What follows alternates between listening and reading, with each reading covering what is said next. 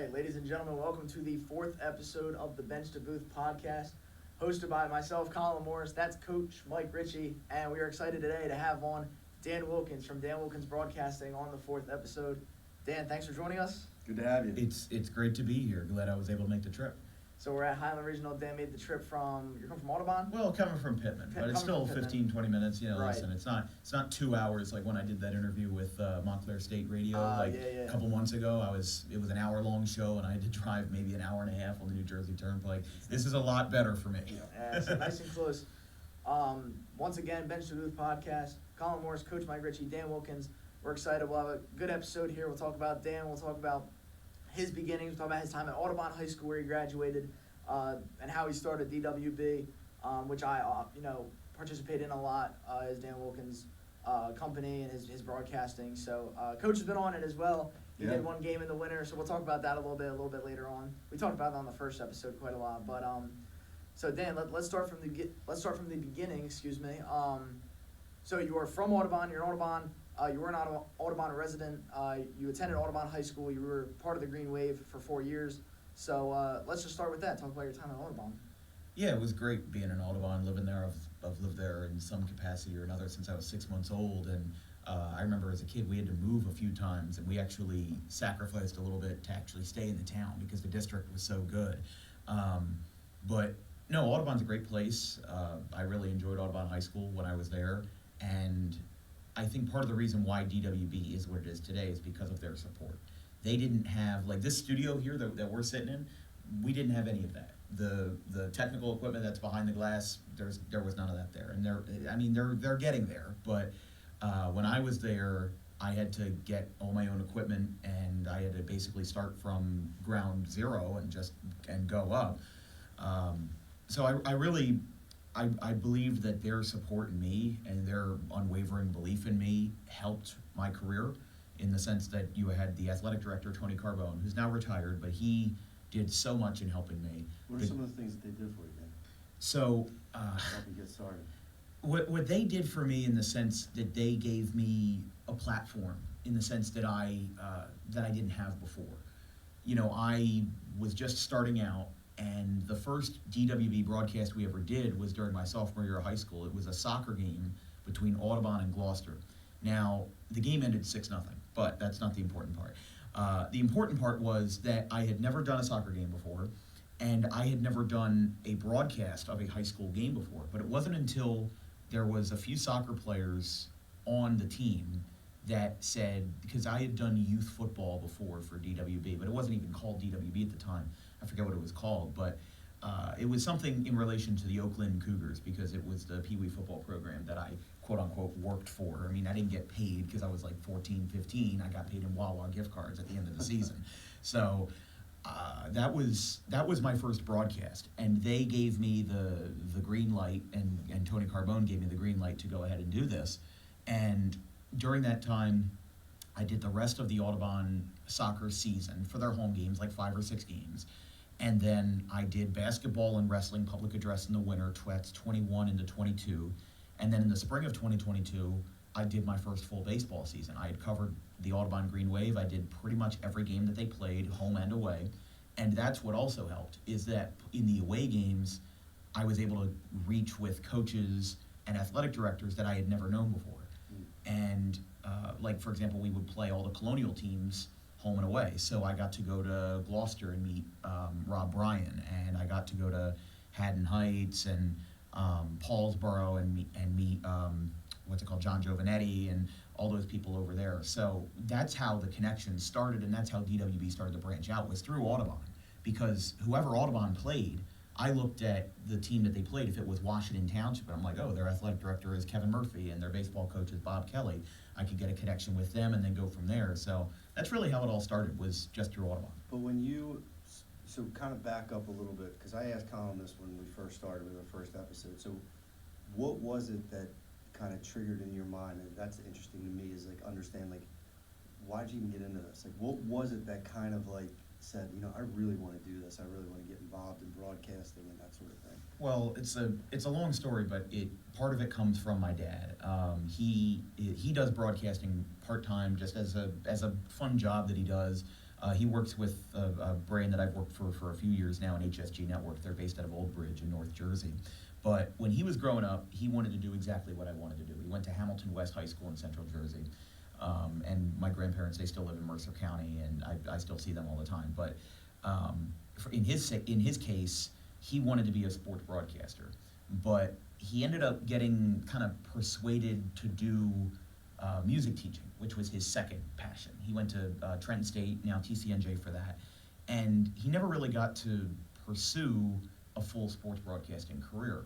So when I first got the inkling to do it, when I was maybe 10 or 11, I was more determined, and I had the support of my parents to do it in the full capacity. Mm-hmm. So, you know, I don't know if he didn't have the support or if he just was persuaded one way or another, but my mom and my dad were both very supportive of what I wanted to do, and especially once it started to get like serious into the industry, like 15, 16, maybe my junior year of high school, they gave me their full unwavering support, and I couldn't thank my mom and my dad enough for helping me. But what I'll say is, to get started, I was, my first ever, quote, broadcasting experience was through public address at the Audubon Little League when I was 10 years old.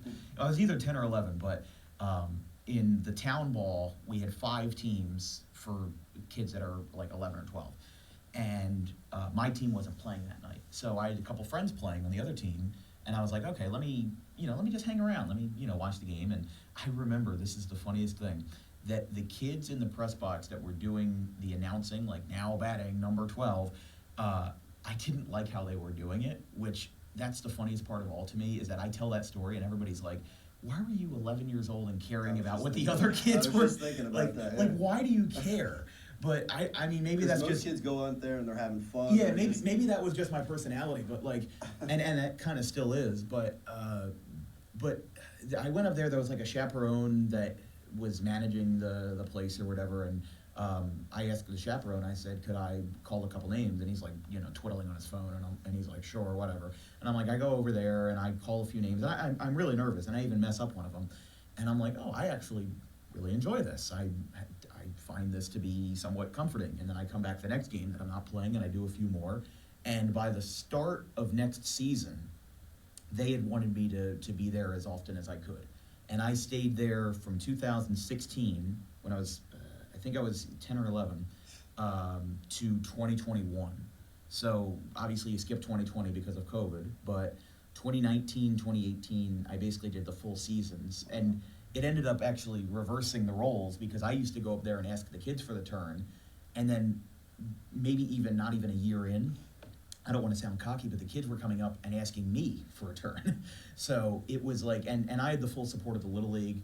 They even gave me, when I was like 13, they gave me a polo that said Audubon Little League Broadcast Team.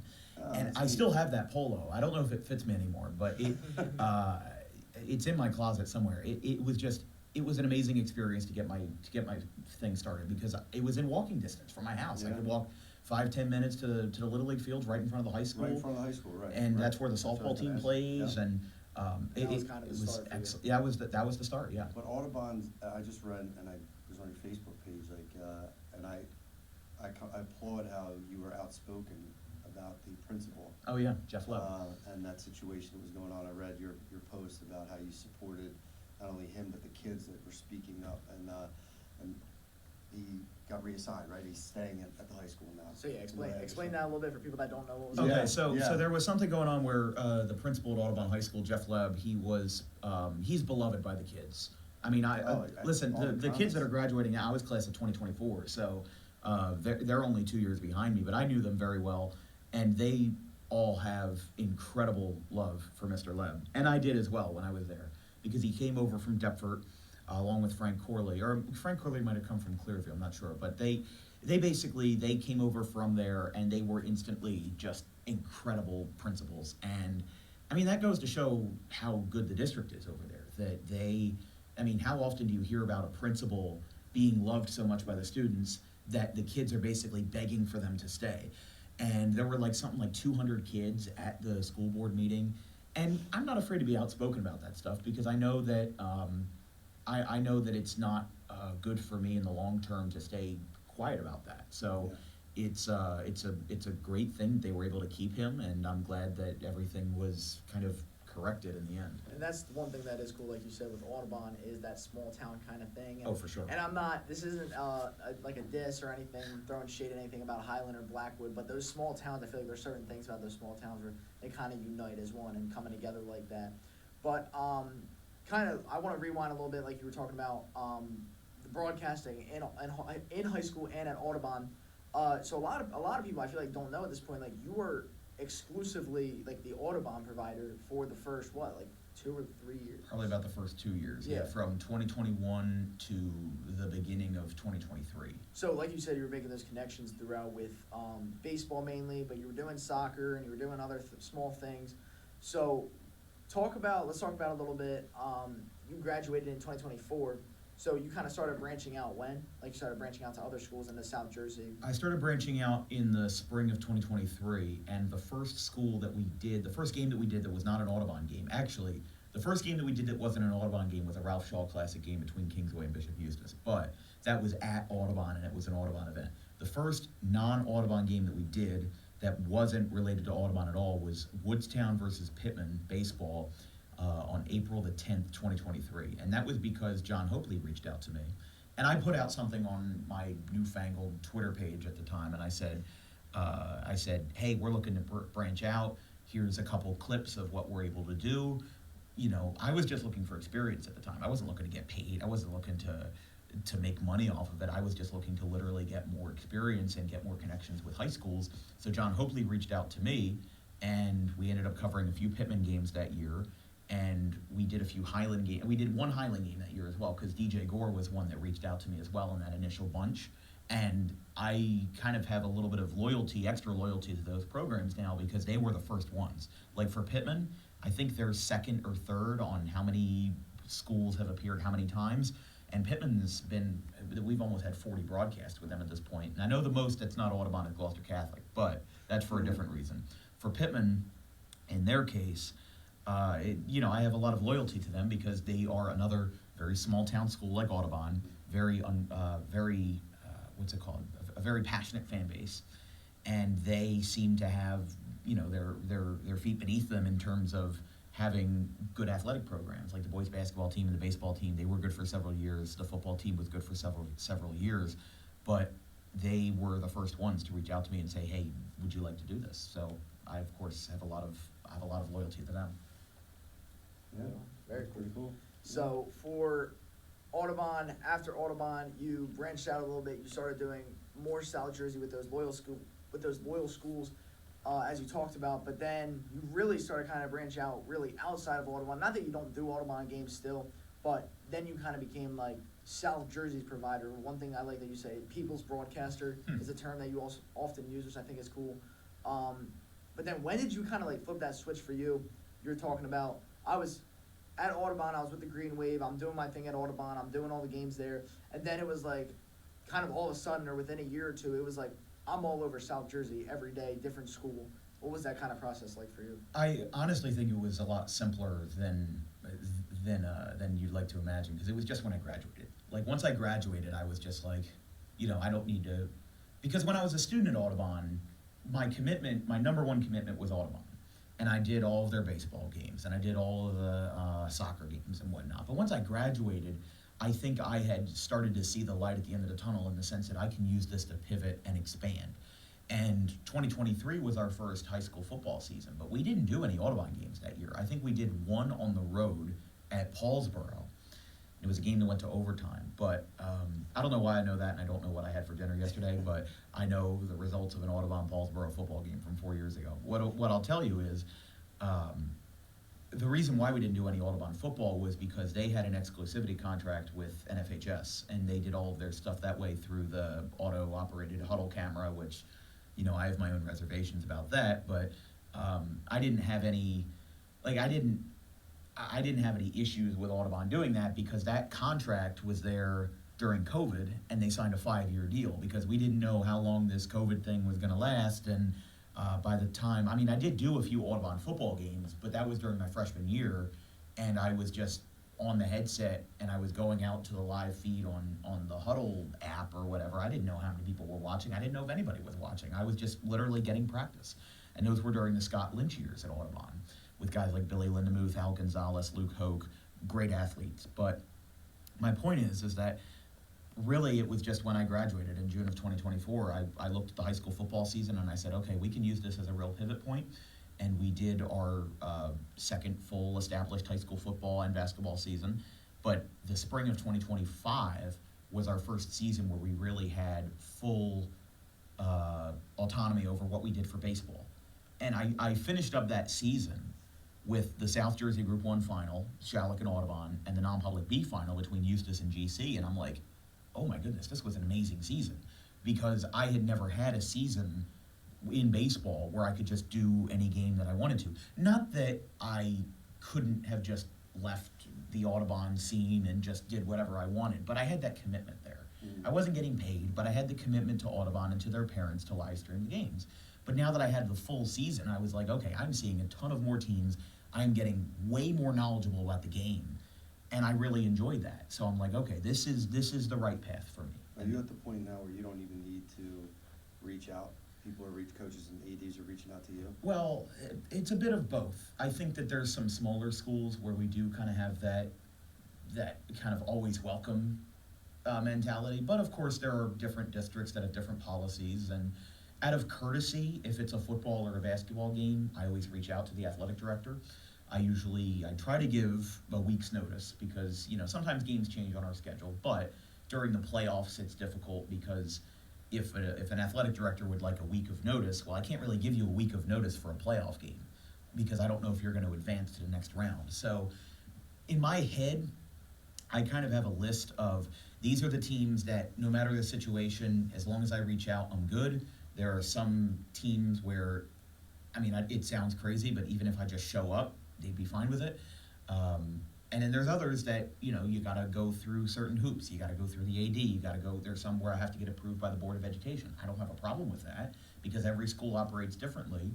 And if it means that I have another connection in South Jersey, the fact that I have to jump through those hoops and sign a document or whatever, I don't have a problem with that because it means that that's another school on the board that we can cover and another district that their parents and their kids can be serviced by our network. I was amazed when we did the Kingsway game, and we'll talk about that, but we did the playoff game together, and, I was expecting, this big, all this equipment, and I sat down, there's a little box that you have, I don't know anything about, I know how to talk, but you had that little box, you had other things going on, you had a cameraman, and then to sit there and re-watch it, like it was the broadcast was like a broadcast that you would watch on an ESPN, a really professionally done. Not that I didn't think it would be. Well, I appreciate it. You know what I mean? I just didn't, being the first time and not knowing the industry and that sort of thing, I was just super impressed. And then, then I was texting you, I was thinking, when are we doing another game? That was fun. And you ended up doing another game. It was Glassboro and Kip Cooper. Yeah, we had a good time doing that. It was fun. great. Yeah, it was fun. I really enjoyed it. You really have, I asked you the question earlier, when did it start to trigger for you? And you talked about when you were 10, 11 years old. You actually made me, and I told him, I said, made me question coaching. I really liked, I had so much fun doing that Kingsway game, and then to do the next game with you. And then we started talking about football next season. Yeah, and I'll have to say, and like you said with the smaller setup, it is really nice, by the way, the EWB setup. At this point, I feel like I've done it a bunch of times with you. But and you'll get to see it, especially if you're around or you're doing football. But even though we have more camera angles and it's a little bit more advanced setup for Tartan TV, it's way more messy. It's a lot more messy. It's a lot more time. Yeah. It's a lot more cords here and there. And I'm super fortunate with Mr. Elliott. He's so smart with all that. Our advisor that. Well, what I'll tell you, Colin, is I do take pride in that in the sense that it's a small portable setup because we can broadcast from anywhere, any place, anytime. Yeah. That's what I tell people that when they're trying to book with us. I say, hey, listen, you can book any sport, any place, anywhere, anytime. Well, we've done soccer in the middle of the field. field. But that night we did Kingsway. you ran all the equipment over because you did the girls' game. Yes, I had about 15 minutes to set up. Yeah. That and I doesn't said, "We're happen not-" if we have 5 cameras and a million different I cords. said to him, "How are we gonna get this thing going by the time?" He goes, "Don't worry about Yeah, I was it." like, "You'll be good." I was like, Oh, and the I was- next thing I I- know, you're plugging stuff in and we're up and running. Well, usually I don't have to work that fast because I didn't know that for that Kingsway game specifically, we did the girls' game in Yeah. the smaller gym, like the auxiliary gym, except it was a massive gym that was like, you know, Yeah. yeah, it was like the size of my Audubon gym, and it's like, oh yeah, this is the B gym, and I'm like, what are we talking about? Right. But then we had to transfer everything over to the other gym, the main gym, and I'm like, no, I was definitely stressed out that day. I was stressed out. That's not the normal situation, but I was able Well, to I do never it. did that thing. I was like, yo, we're good. Like, Yeah. we'll We get got there. it. And like, I swear to God, it was like an operation, and you were there, and he was like, all right, Colin, you're gonna do this, you're gonna put this in there, and Super you're gonna get it impressed, down. yeah. And then he's like, Damian Waiters, who did the game, the first game with you, who's a really, Yeah. really good dude who works for Dan.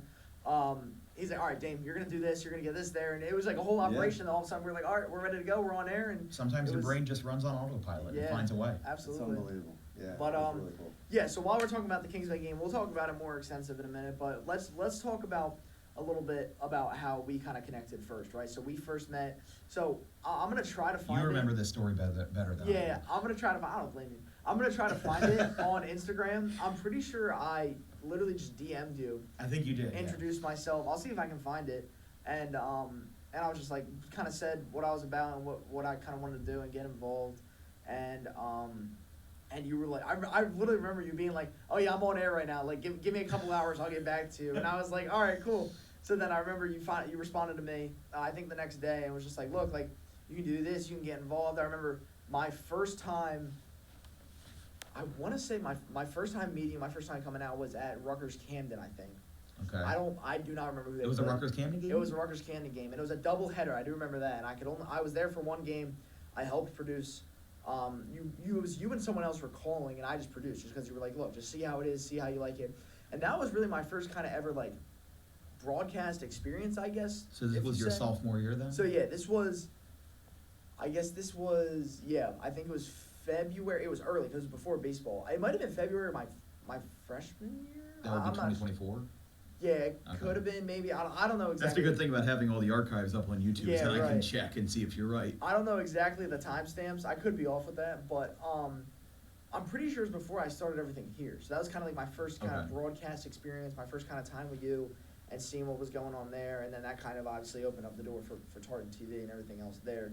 But yeah, so obviously started out pretty small. Started out producing a couple games. Like I remember I produced a game at Pittman with you and Jay Clark, Yeah. who's another really outstanding broadcaster who works with you, who's at Rowan. And then Wilmington Blue Rocks too. Yeah, And the Delaware Blue Coats. he does all kinds of stuff over Yeah. there. Wow. He's in the right path. So then there was that, and then eventually I kind of started getting involved with like calling. So I did a bunch of color things with you. I'm trying to remember my first game I like actually called with you. I'm trying to think. I would have to guess it was football. Yeah, probably. I'm thinking the first game I actually I called should have with done you- my research. I know, me too. Me too. I'm thinking the first game I actually called with you was that Collingswood Clayton game. In last year? Yeah. That couldn't have been that long ago. I mean, it was August of last year. Yeah, that was week 0 of last year. We did 4 games in 3 days because we Yeah. had a Thursday night game that was Cumberland Clearview. We had a Friday day game that was Collingswood Clayton. Right. Then we had a Friday night game. I went from Collingswood to Point Pleasant Beach. Yeah. We did a Friday night game and it ended up being like 37-6, and I'm like, come on, Yeah. like I traveled an hour and a half for a running clock game, and then we had a Saturday game, which I think was at Paulsboro, but still. Yeah. You know, I'm listening to you guys talk about the story, and I'm thinking about when we had Minnick on too, and how I think I see it in coaching as well, but how like you got a young kid here trying to get involved. You know, he reached out to Minnick. Minnick was, very helpful and Absolutely. helping you out. You're doing the same thing, passing it forward, and Brian Tortella is another kid. I mean, these guys, all you young guys, it seems to me that you guys are all connected, like trying to help each other out Right. in this industry. And with high school sports is, when we're talking about a long, long time ago, but even 10, 15 years ago, this wasn't available, right? Right. And, kids love it, the social media aspect of it, the parents love it, and then you guys the way technology is, how it's advancing, how you guys can just, put together a broadcast like you did if you need to in minutes, or just complex setup. Well, It's just what I'll really say cool. about Kevin Minnick, I mean, I have the utmost respect for him, and he does more work than really anybody imagines. Like, he'll be at a game, and he'll be there, like, after I leave. Because usually I'm, like, one of the last people at a game, because I'm shutting down everything. The players have left, or they're in the locker room and whatnot. But he's always still there, writing the articles, getting it ready. He does an excellent job. He does everything the right way. And only recently did he and I actually start having a conversation and whatnot. I mean, we still haven't had any in-depth conversations or anything like that, but oftentimes he's at the games that we're covering, and he'll listen in sometimes, and we'll just make sure we're on the same page, or what would you score that, or whatever. But I think originally he and I didn't talk all that much, because in the beginning I didn't have as much journalistic integrity as I do now. I was a little bit more unvarnished. Not to say that I was a bad reporter or a bad broadcaster, but to say that if you're somebody like Kevin Minnick, you really have to keep your circles to people that call games or report on games the right way. You don't want to be in cahoots with a media mogul who doesn't know how to be respectful, or doesn't know how to be fair or unbiased in their reporting. And I wasn't exactly immature, but I had some things rough around the edges that I had to clean up when I graduated high school. So once I did that, and that's part of the reason why I branched out, was because branching out allowed me to really settle in and improve my skills drastically in broadcasting and in journalism. And he now, I sometimes tag him in our posts, and if it's a final score, and he'll repost it. And but he does an excellent job, and I feel like people don't give him enough credit, because people do give him credit, but it's the sense that in a world now where we are relying on AI generated articles and AI generated this and that and the other, he is writing the real human stories and he will always find a story. Even in a 10-0 game, he'll find a story. And I find that extremely admirable, and I think that there's not too many who write an article like Kevin Minnick. He did say that. You remember him saying that? Yeah, and I like how honest he is. Right. He's honest, but he doesn't cross a line, right? He tells the story as it is. And I've known him from my days in Paulsboro, and he's been the same exact way. And when he was here, just he even before he came in, he said to Colin before, anything I can do to help you. And I just find that even watching you two and listening to Kevin, it's nice to see that. But expanding on your point before we move on, I really do enjoy the fact that all of us, like me, you, Brian Tortella, David Cohen, we all work together. There's no bitterness, there's no rivalry. We're not trying to one-up each other. And I love the fact that even though we're competitive, we're not competitors. We're competitive, but we're not competitors, in the sense that D2 Sports Network with Chris Baker, Rod Boyd, all those folks over there, Colin Conway, great photographer, Kirsten Cowgill, also great photographer. They are another business that broadcasts games, but we have different goals. They are a little bit more podcast oriented, and they might not do as many live streams, but they did the Jeff Coney Classic last year, and they did a great job. And what I'll say is, I don't want to be in a sphere or in a world where we aren't working together, because I don't feel like there's a reason for us not to be working together. We are all here for a common goal, which is to advance the careers of the student athletes in South Jersey and the surrounding areas. Absolutely. That is our goal, right? And it is to tell the stories, whether it's through an article, like in journalism, or through a broadcast, like with what I do, or with a podcast, like with D2 Sports Network and South Jersey, the Gridiron podcast with Mark Tribble. And the Bench to Booth podcast too. But our goal is the same. So there's no reason for us to be at odds with each other. And if there's a disagreement, well, then we talk it out, because we're adults. We have a way to figure it out. Yeah. And we have a way to get through things.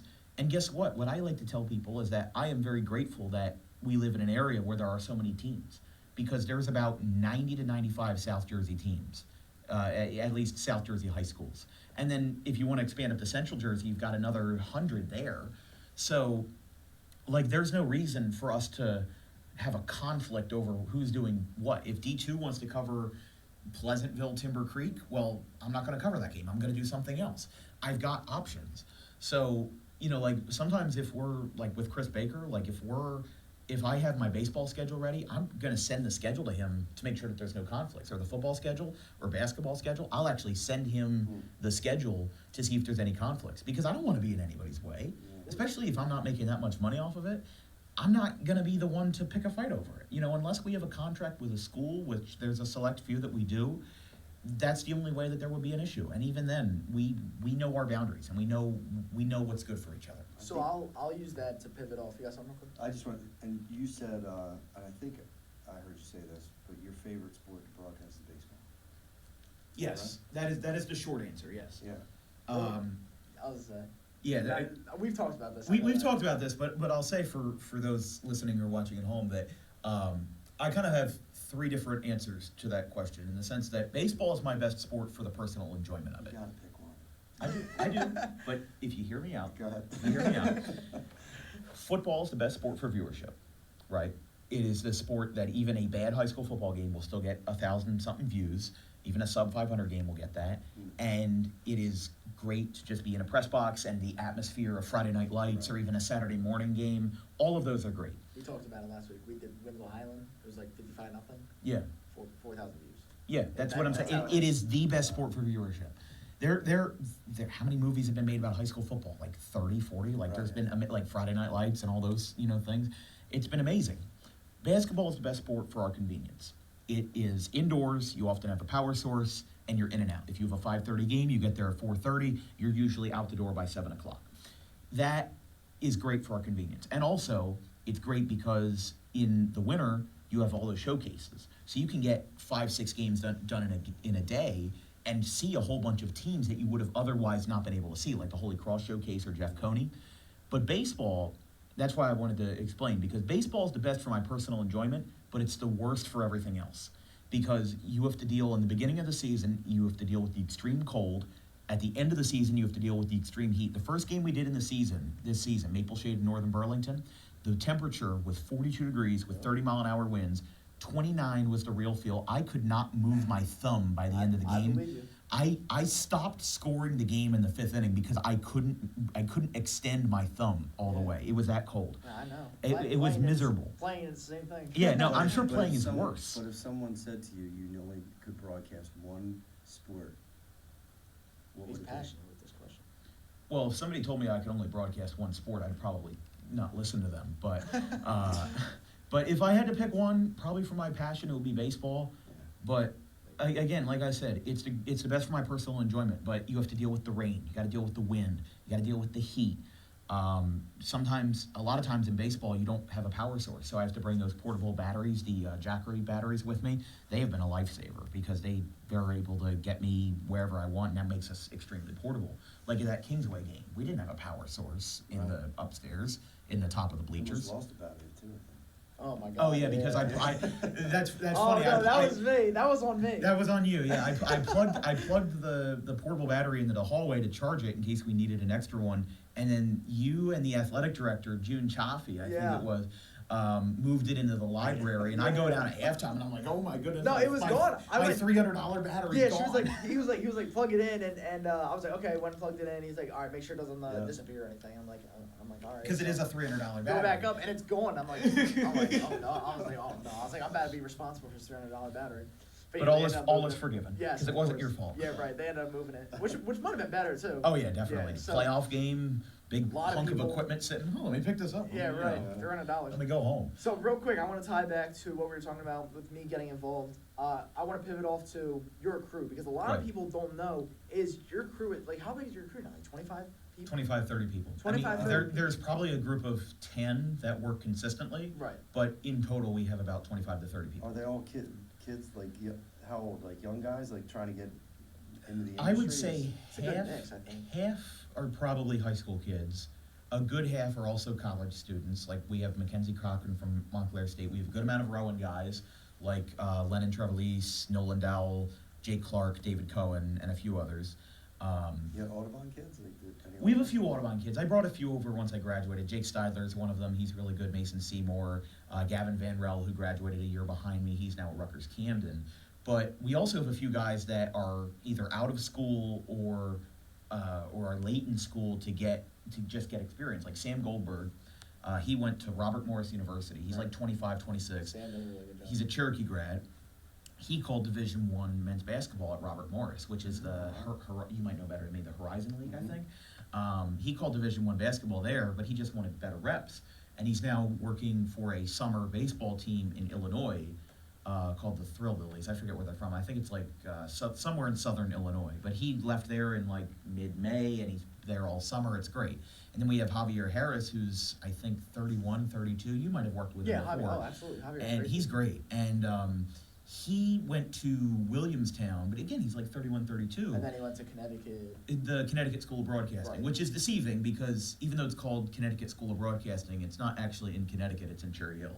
It's on Route 70 or Route 30. Yeah, it's right next to Camden Catholic. Yeah. So, but that's also where my dad went, funny enough. He did a lot of demo tapes there in the early 2000s because once he graduated from Trenton State in 94, 95, he didn't really know what to do, and then he married my mom in 1999, and then probably, I think like 2000 to 2003 or somewhere around that, he was at Connecticut School of Broadcasting, which I think is called now like CBS Media or something like that. You know where that is, right? Yeah, He's a Camden exactly. Catholic grad. Yeah, so We're right. So it's right there, but my point is that, I say Connecticut School of Broadcasting, and people are like, oh, wow, that's a long trip, but no, it's not.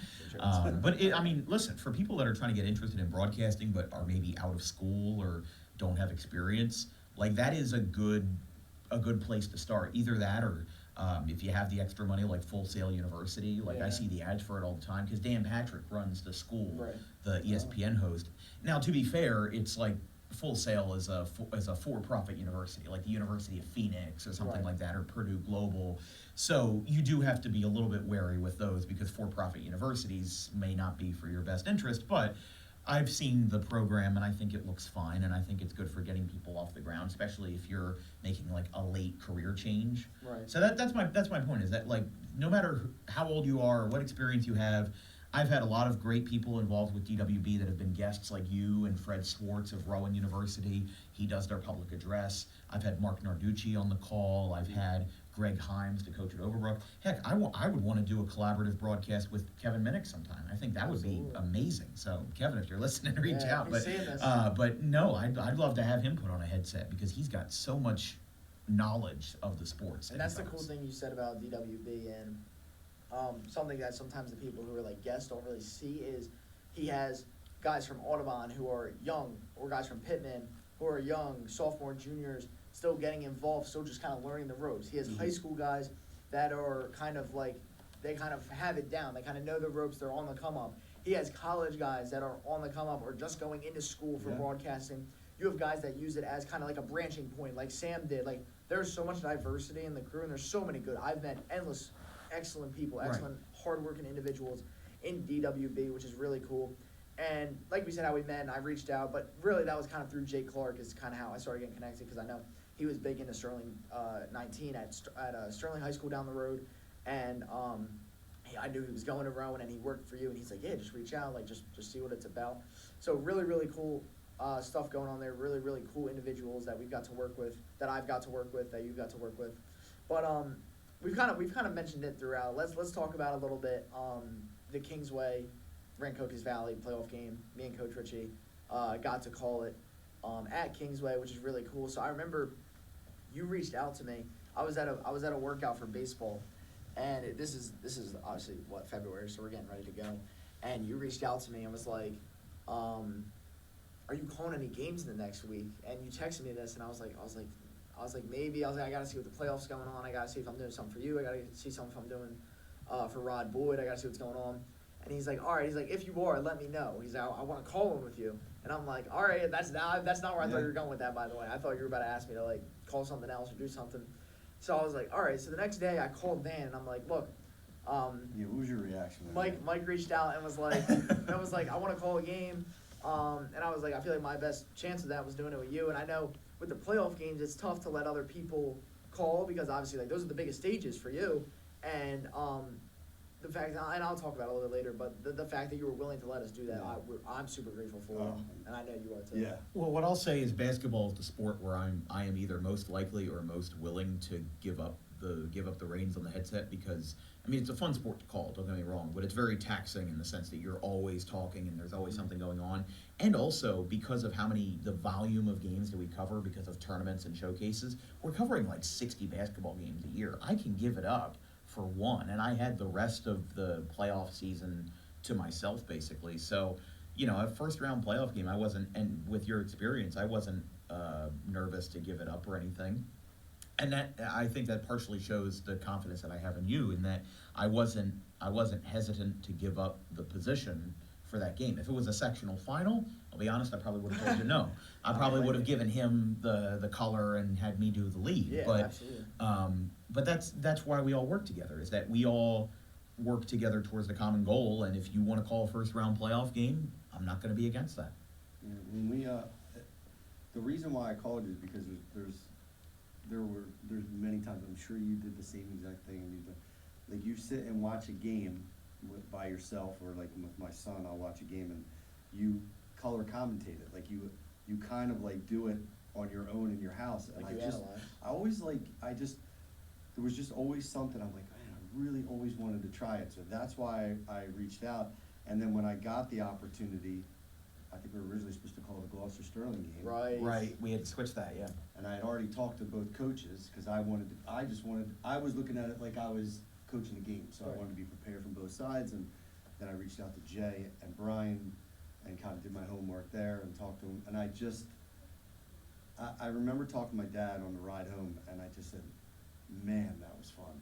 Yeah. I just had such a good time. I just thought we played off each other real well, and I kind of let you do your Oh, thing. the chemistry was amazing in Yeah. that game. So I that listened was- back to it. It was great. That was the one thing that we talked about is being prepared, and it's funny, and this is the one thing that always gets me with him is I'm like, yeah, so Gloucester and Sterling, which is originally what you told us, which was the is that the 12-5? It was either the 12-5 or Yeah. the 13-4. Yeah, so it was something like that, but it was still going to be a good game. It ended up being a good game too, but it kind of ended up working out because Sterling covered that game.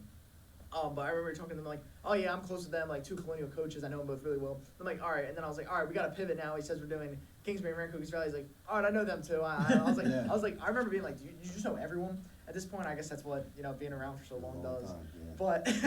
But yeah, talking about that, I remember I had people text me, you had people texting you, calling you, whatever, talking about it. Like, that was the first time we'd ever broadcasted together. And obviously we had known each other through Highland basketball, covering the team, meeting you when you got hired and all this. But like, we had never called a game together. No. And it was right on right away.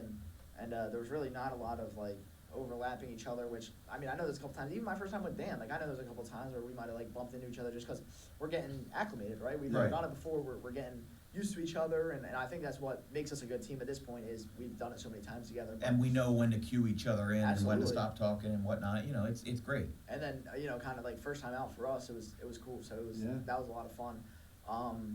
Again, like super grateful for that opportunity because that was cool. That was easily the biggest game I had called at that point.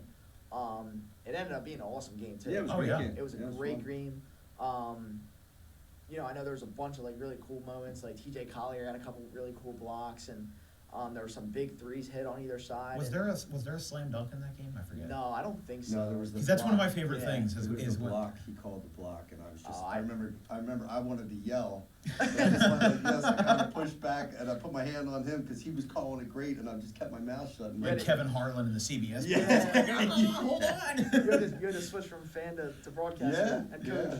No, but it was really really cool game, really fun game. And I know we got to talk to like Jay Flanagan after, which was cool. I know Yeah. you're close with him, and all that. Yeah, there was no dunks, but I know what you're saying about the dunk. They're the best. Like, Oh, they're who doesn't great. love dunks? Yeah. Like Haran would do it all the time. Haran Yeah. Hicks when he was here. We saw Jerome Cuff do it a couple times when he was. That was a couple years ago. That was right when we started Turn TV. Yeah. Highland was fortunate to have a couple guys dunking. There was the one clip of Haran dunking on Trey, and Oh, I he went remember. right over. What's his name? Kasir Baker. Yeah. Who they're actually. He's now at Rowan Gloucester, I think. Right. Yeah. He's at RCSJ. And he went right over him, and that clip ended up having like 30,000 views. So Yeah. that was cool. That I was have cool. yet to call like a poster dunk. Yeah, like, that was cool for me because I was like, that was my first ever broadcast. Like play-by-play, and I was Yeah. like, oh my god, it was like second quarter. Like, Right. oh, right. Most of the dunks that I've called though are like just breakaways where they're Right. like just Yeah. getting away from the defense and whatnot. But I remember Josh Swain, I think it was, for Holy Cross had Yeah. one earlier this year where I was thinking, how do I want to spin this? Because sometimes I think about, sometimes I see that like something's coming, and I'm like, okay, how do I want to say this? Like a split second reaction. Like if Yeah, somebody, shot to do it. like in baseball, if somebody crushes the ball off the bat, I think, oh, this is a home run. Let me Feed ring into this it. up. Yeah. Yeah, let me bring up the energy a little bit. But when you know a slam dunk is coming or something like that, you got to get ready for it. So Josh Swain gets up. Like I don't know if he reversed it or something, but he throws it down. Crowd goes nuts, and I don't know what came to my mind, but after that, I think it was Lenape. They called a timeout after that, Okay. and I said, Josh Swain, peanut butter and jam. Like I don't know what just like propelled me to say it, but I was just like, Instinct. it just sounded funny, and Yeah. I'm just like, Yeah. hey, that sounded cool. Like I don't overuse Makes it. for a cool clip too. Like for example, something that people quote me on all the time is how do you do Yeah, yeah. from the Devin Williams shot. Now I'll tell you, I do not. If I had called that today, I would have called it entirely differently. Yeah, we talked And- about this. And I actually don't go back and listen to that game, or I don't go back and listen to a lot of my old broadcasts because I can't like stomach to hear myself sometimes, especially if I'm having like a bad game or whatever. Like I don't have the self-confidence to go back and listen to it. Like sometimes I will, but that's especially if I know that I did a good job, then I'll go back. But if I know that I did a bad job, or if I think that I did a bad job in my head, or that I didn't go to expectations, I will literally put the broadcast on YouTube and never touch it again. It's funny that you say that too, because like there's very few times, and as kind of someone who started as a broadcaster, one thing I always look out for on sports games, big moments like NBA finals, like we were texting about the other day, like there's certain times where broadcasters should be like energetic and loud about it, and then I feel like there's certain times where broadcasters should like just straight like yell. And like when the Woodbury game, you were just like, oh, but like even when you the did it, Woodbury game. I it remember seemed that, we're talking about the Devil, Yeah. the The Williams half court shot, yeah. That was the one time where I was like, I don't know. I feel like you could get away with yelling because everyone had the same reaction. Everyone Yeah, was like, oh I my was God. I was meeting the energy in the gym, but Yeah. I don't know, like Well, that's a small. It gym, wasn't. too, It wasn't so- even the initial call. It's first of all that I didn't mention him by name when he made the shot because I couldn't see his jersey originally. And by the time Devin made the shot, by the time it banked in off the backboard, the floor was covered. Yeah. It was sworn. So I had no idea who made the shot. And by the time I tried to figure it out, the entire gym had turned into just pure pandemonium. So I had no idea, and I didn't mention it until the end. And I think I went on for a little bit too long, in the sense that I just kept going on, and I should have, as soon as I said, I probably would have said something like, Devin Williams, half-court shot, unbelievable scenes in Woodbury, and then turn up the field mic, let it go. Yeah, right. Turn up my headset or whatever, and make it so that you can hear the crowd. I would have let it go a lot earlier, but I can't go back and do it. It's So part of the learning. if you're on Woodbury next year, you've got to make up for it. When you And watch games, like I've got to that, do it again. and exciting moments happen like that, and like a really and I don't know broadcasting like you guys do, but like when I watch games and there's a big moment, sometimes you don't need to say anything. Right. And to your point, The crowd does the work. and that's one of the things that happen. Well, this year, I think it was in March, we called our first high school basketball sectional final. It was Middletown South and West Tech, Central Jersey Group 3. And West Tech, I think, won by 7 or 8 points. And once I knew the game was over, it was going to be over, West Tech gets a breakaway, and I think it was Alex Genti, Yeah. was, that had a breakaway dunk. Crowd goes nuts. It was either a dunk or like a three or something like that. I can't remember exactly. My memory's really foggy from that game. But he had this great moment, and the crowd goes nuts. And I had my field mic at the time, which, you pivot onto the camera, and you were able to get the crowd reactions from it. So I just turn it up, and I shut up for like 30, 45 seconds. And I'm just like taking it in because the West Tech gym isn't that big for a Group 3, and it is extremely echoey on the inside.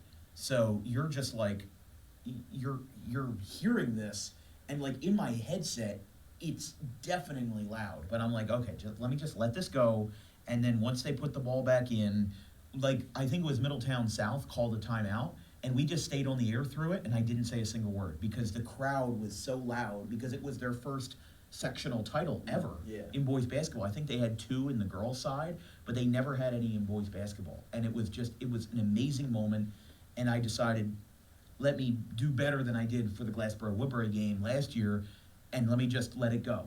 Let the crowd do the talking, let the crowd do the cheering, and set the scene, set the emotions, and that's how it went, and I was really proud of that. That's part of the learning, and that was something I got to do when I called I know you were there, when we did the Cherry Hill East game, and that gym was unbelievable. Yeah. And that was a lot of time just balancing that out, kind of, and letting the crowd play its part, because that's part of it. And That was the Group 4 final, right? Yeah. Lenape and East. It was really, really cool, and that's one thing that, obviously you said you've gotten better at and you've learned, and something that I'll continue to learn from, and that's what it's all about, just Yeah. getting better. I mean, I'm 17 years old. I'm a junior in high school. Obviously, you're a little bit further along in your path than I am. But like, just continuing to learn from you, continuing to learn from people on your crew and people around me here, and just broadcasters in general. Well, what I'll say is that even though you're 17 now, you are further along now than I was at 17. And when I was 17, I was just doing Audubon games. I hadn't branched out I was yet. talking like he's 30 years old. He's 5 years older than me. I know. Well, not even that. I'm 3 years Yeah, old. same Wait, guy. wait, Same how guy old are that you calls again? 20. So same guy my, that calls Kevin Harvey kid, by the Yeah. way. my point is, though, is that because my broadcasting career is still so short, and I've only been doing this for 5 years with DWB, is that I can look at where people are and say, well, this is what I was doing at that time. Even though that was only 3 years ago, time has like slowed down so much. Like, I don't know where DWB is going to be next year. Are we going to have a That was gonna be my multi-camera next setup? question, is what's your end game? Like, what's 5-10 years from now look like for you and your broadcast? You know, I get that question a lot, and I honestly end up having very spirited conversations about it, or more, I should say, very introspective conversations about it, because I don't know what the end game is. A few years ago, if you asked me that question, I would say that I wanted to get a job professionally. But now, in the position that I'm at, I enjoy what I'm doing in South Jersey, of course, but to be very clear and to be very blunt about it, this doesn't make a lot of money. And eventually, I'm going to need to get my own apartment, and I'm going to need to get my own car, and and live my own life. So, once I finish college in 2-3 years, I'm not sure where I'm going to go. I mean, listen, broadcasting, I tell people, is an industry where you're going to lose a lot of money before you make any money, and unfortunately, that's the case. Where as a freelancer, being a freelance broadcaster isn't like being a lawyer. A job where you have a steady income and you've got everything set and ready to go. I mean, like, I think about, even for the sense of, a good example of it is Rob Christ. So he's the Eastern baseball head coach. He used to coach at Gateway, and he did a lot of stuff for Comcast Channel 5, the cable network that we were watching over in the other room. And he and I were having a very good conversation about it before one of Eastern's games, and one of the things he told me was that, this is what he wanted to do for a long time, but eventually he had this realization that you can't really make a living off of broadcasting high school sports. So he went to be a teacher at Gateway. It was either Gateway or somewhere else, but he was coaching Gateway baseball, and he was a teacher there. And then he went to Eastern, and he's still doing very well over at Eastern. He just went to a sectional final there. He's got 500 wins as a head coach, but he can still do what he loves in broadcasting with GCEN, before COVID, before they shut down. And he can still do all of that while still actually having a stable job in the sense of being a teacher. Now, for the end game for DWB, I'd like to run DWB for at least another 5 years, in the sense that I still want to service high school sports. I still want to service high school, college, junior college sports. I think that I would want, if I get a professional job somewhere, I don't want all of my equipment to go to waste. I don't want all of the people that I have brought up with me to go to waste. Yeah, right. Yeah. I would want it to turn into like a developmental program. Like Ricci broadcast. Like if I get a professional job somewhere, I would want to pivot the equipment and say, hey, here's a kid that's interested in it. You sign this, you sign that. You're responsible for the equipment, and you return it to this, or you borrow this for X amount of time. And I have some people who internally I think could carry on the company very well, and I think that if I get a good job somewhere, again, I don't know where that could be. I could move across the country or something like that. Like I have a distant relative of mine, Brenna White. She was Miss New Jersey a few years ago, and she ended up getting a job as a news reporter for NBC2. I don't remember the exact call sign, but it was in Fort Lauderdale. Yeah. And we were talking about Sam Goldberg earlier. Yeah. He's a Cherokee grad. He went to Robert Morris in Pittsburgh, but once he came home, he got picked up by the summer league, and now he's spending his summers in Southern Illinois. Southern Illinois isn't exactly like Cabo around the corner, it's not like a paradise in Southern Illinois, but it's somewhere, and you're getting work out of it. You're getting experience, and there's so many fish in the pond for broadcasters that you really do have to be your own man, and you do have to stick out in your own right to be successful. Yep.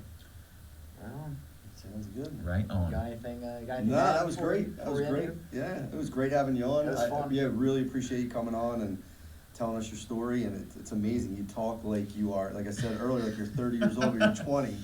But I just really, like, I go back to what I said before, how all you guys help each other out. Like, to your point, we go back to Kevin, Brian, two of you, all the guys from D2, like, how you guys all help each other out. I appreciate it as a coach in South Jersey, the exposure you give the kids from a basketball perspective, and I think you do a phenomenal job. So, and I'll close with this, Mike. What I'll say is, as we get further into South Jersey and as we get further into covering games and getting deeper relations with these schools and understanding the history of these schools, it's so fascinating to me. Like I put out something on Twitter last night. I was like, I wonder if a South Jersey baseball team has ever played each other 4 times in a season. Literally, just a random question on a Monday night. And Nick Core texted me, the Clearview coach, like 15 minutes later, and he's like, well, in 2009, Gloucester Catholic and Bishop Eustace played each other 4 times in one season. And I'm like, oh, I didn't know that. Like, I wouldn't have known that otherwise. But you know what? The next time I cover a Gloucester Catholic Bishop Eustace game, I can use that in my coverage. And the more that I learn from people like Kevin Minnick and like the GCEN broadcast we were watching earlier, the Channel 5, I try to watch those sometimes because I try to learn about the athletes that were here before me. Like I said, I was born in 2005. Mm-hmm. I was not around for the Kevin Harvey years. I was not around for when Joe Flacco was a quarterback at Audubon. I was not around, at least I was too young for when Jonathan Taylor was the running back at Salem, or when Isaiah Pacheco was the running back at Vineland. I was not around for that.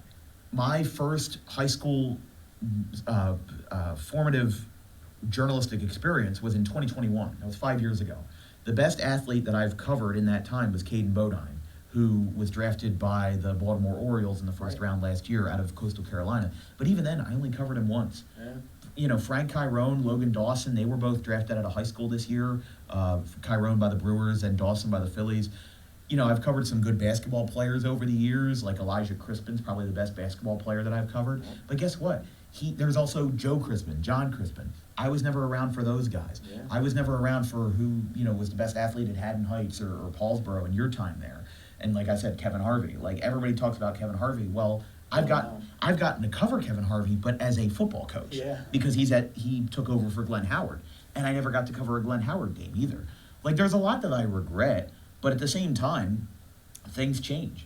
Maybe Kevin Harvick's a NASCAR driver. I don't know why I said that. Kevin Harvey could be just as good of a coach as Glenn Howard was. Maybe DJ Gore at Highland gets to 500 wins. And, I've covered my fair share of great coaches like Rob Christ, Rich Horan, Bill Alvaro, Sam Tropiano, and Dennis Barth. So many great names that are from this current generation that maybe supersede the old generation and are able to still coach in the present day. So I really enjoy that, and I love learning about the history. Well, hopefully, we plan on making the playoffs next year, so I won't be able to do a first round game. But if you can let me do a second round game, if we don't make it, I would like to do that. Or even on like a random showcase day where Highland's not playing or practicing. Yeah, sure. Listen, we like the Holy Cross showcase. Well, Dan, he knows more than anyone I've ever met about South Jersey sports and high school sports in general. It's super impressive. It's super impressive what you've done with DW. Well, you did have Kevin Minnick on last week, and he knows more than me. Yeah, but you know something. Kevin Minnick knows like the broad picture. He knows all of that kind of stuff. The little not that he doesn't, but some like nitpick things that I'm like, I don't know anyone else. It's unreal. But seriously, Dan, thank you very much for Yep, coming on. thanks. We are super Appreciate it. grateful. Yep, good seeing you again. For you coming on. You do awesome with everything you do with DWB. I am super, super honored to be a part of it and continuing to be a part of it for the next year or two, and hopefully further even when I graduate from Highland. But yeah, that's it from us. That's it Yeah. from us. Dan Wilkins, our guest today. Coach Mike Ricci, I'm Colin Morris. Thanks for joining us on episode 4 of the Bench to Booth podcast. Let us know down below who we should have on next, and subscribe down below as well. Follow us on all socials. They're all down below in the description. But for now, from Dan, Coach, and myself, we'll see you next time. Get me a winter coat, man. Holy Yeah, smokes. it's cold in here. This is Good great. Lord.